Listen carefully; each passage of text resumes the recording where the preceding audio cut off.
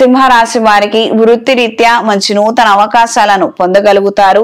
ఒకవేళ ఏదైనా కారణాల చేత ఉద్యోగం జారినప్పటికీ లేదా కాంట్రాక్ట్ ఎక్స్టెండ్ కాదేమో అన్న అభద్రతా భావం ఉన్నప్పటికీ మంచి ప్రయోజనాలనే మీరు పొందగలుగుతారు.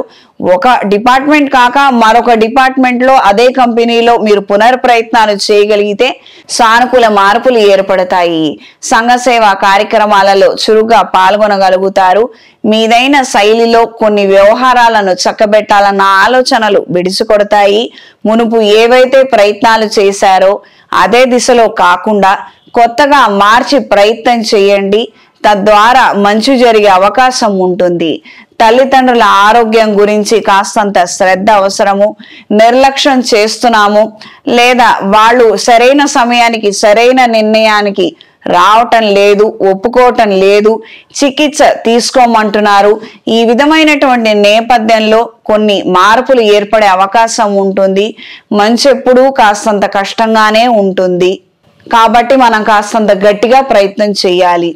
ఓ పెళ్లి జరగాలి, గట్టిగానే ప్రయత్నం చేయాలి. ఒక ట్రీట్మెంట్ చేయించాలి, గట్టిగానే చేయించాలి. ఎవరి మీద ఒక గొడవకు వెళ్ళాలి, అది మనం ఏం చేయనక్కర్లేదు. మనం పక్కన పడేసి ఉంచినా కూడా గొడవ జరగాల్సిన విధంగా ఆ మోతాదులో ఆ స్థాయిలో జరుగుతుంది. ఏదైతే మంచి జరగాలో దానికే నలుగురు చేయాలి. అందరూ నలుగురు కూడా గట్టిగా ప్రయత్నం చేయాలి.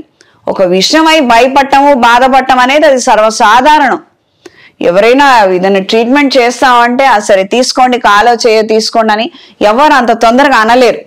ఎందుకంటే భయం ఉంటుంది కాబట్టి, ఏం జరుగుతుందో తెలియదు కాబట్టి.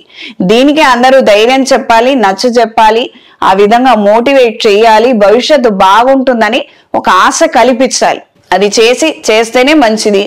లేదు వాళ్ళకి ధైర్యం వచ్చినప్పటికే వస్తుందిలే అని అంటే ఎప్పుడో రావాల్సినటువంటి అనారోగ్యం ఇప్పుడు ఇంకాస్త ముదిరిపోయే అవకాశం ఉంటుంది కదా.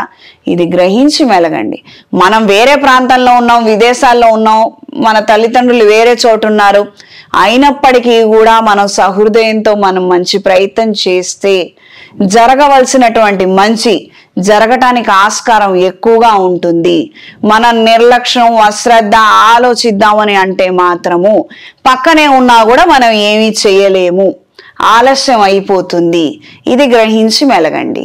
జీవిత భాగస్వామి సలహాలు ధిక్కరించారని లేదా పూర్తి స్థాయిలో తీసుకోలేదని కాస్తంత వాగ్వివాదము, వితండవాదం జరిగే అవకాశం ఉంటుంది. అప్రమత్తంగా ఉండండి. ఈ రాశిలో జన్మించిన స్త్రీలకు నూతన పరికరాల పట్ల, నూతన అంశాల పట్ల ఎంతగానో ఆకర్షితులవుతారు. కొత్త విద్యల పట్ల, అన్య భాషల పట్ల మక్కువ కనబరుస్తారు. నేర్చుకునే ప్రయత్నాలు సఫలీకృతమవుతాయి. కొన్ని రకాలైనటువంటి స్కీమ్లలో చేరాలన్న ఆలోచనలు కలిసి వస్తాయి. ఈ రాశిలో జన్మించిన వారికి ఈ వారం కలిసొచ్చే రంగు నీలం, కలిసొచ్చే దిక్కు ఉత్తరం, కలిసొచ్చే సంఖ్య 4. ప్రతిరోజు హనుమాన్ చాలీసా పఠించండి.